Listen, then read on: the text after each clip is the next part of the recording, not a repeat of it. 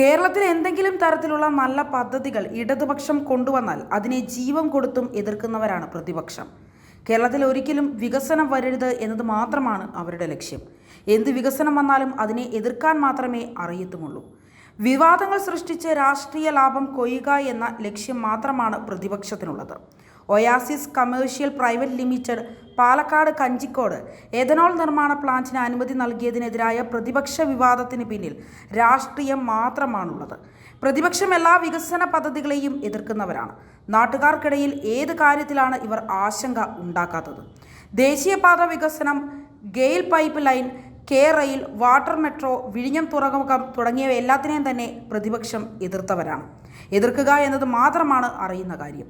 എല്ലാ കാര്യത്തിലും വ്യക്തത വരുത്തും, എല്ലാ സംശയങ്ങൾക്കും ഉത്തരം നൽകും. എഥനോൾ നിർമ്മാണ പ്ലാന്റിന് അനുമതി നൽകിയതിന് എല്ലാ നിയമവും ചട്ടവും അനുസരിച്ച് തന്നെയാണ് എന്നും മന്ത്രി MP രാജേഷ് ഇപ്പോൾ വ്യക്തമാക്കിയിരിക്കുകയാണ്.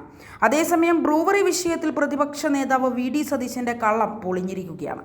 പാലക്കാട് ബ്രൂവറി സ്ഥാപിക്കുന്നത് കോളേജിന്റെ മറവിലെന്നായിരുന്നു സതീശന്റെ വാദം. എന്നാൽ പ്രതിപക്ഷ നേതാവിന്റെ വാദം കോളേജ് അധികൃതർ തന്നെ തള്ളുകയാണ്. കോളേജിന്റെ സ്ഥലത്തല്ല ബ്രൂവറി വരുന്നത് എന്ന പ്രയാഗ കോളേജ് ചെയർമാൻ സന്ദീപ് പറഞ്ഞു. ബ്രൂവറി വിഷയത്തിൽ പ്രതിപക്ഷം ഉന്നയിക്കുന്നത് കെട്ടിച്ചവച്ച ആരോപണങ്ങളാണെന്ന് LDF കൺവീനർ TP രാമകൃഷ്ണനും വ്യക്തമാക്കി. UDFന്റെ കാലത്ത് നടന്നതുപോലെയുള്ള കാര്യങ്ങളാണ് ഇപ്പോൾ നടക്കുന്നത് എന്നാണ് അവർ ധരിക്കുന്നത്. അഴിമതി നടത്തുന്നത് കോൺഗ്രസുകാരുടെ മാത്രം ശീലമാണ്. നിയമാനുസൃതമായി മാത്രമേ ബ്രൂവറിയുടെ കാര്യത്തിൽ സർക്കാർ മുന്നോട്ട് പോകൂ. നിയമവിരുദ്ധമായ ഒരു നടപടിയും ഗവൺമെന്റ് സ്വീകരിക്കില്ല. ഇത് സംബന്ധിച്ച് സർക്കാരിന് കൃത്യമായ നയവുമുണ്ട്. താൻ മന്ത്രിയായിരുന്ന കാലത്തും ഇത്തരം വ്യാജ ആരോപണങ്ങൾ പ്രതിപക്ഷം ഉന്നയിച്ചിരുന്നുവെന്നും ബ്രൂവറി വിഷയത്തിൽ ഇപ്പോൾ വിവാദമുണ്ടാക്കുന്നത് പ്രതിപക്ഷവും മാധ്യമങ്ങളുമാണ് എന്നും അദ്ദേഹം കൂട്ടിച്ചേർത്തു.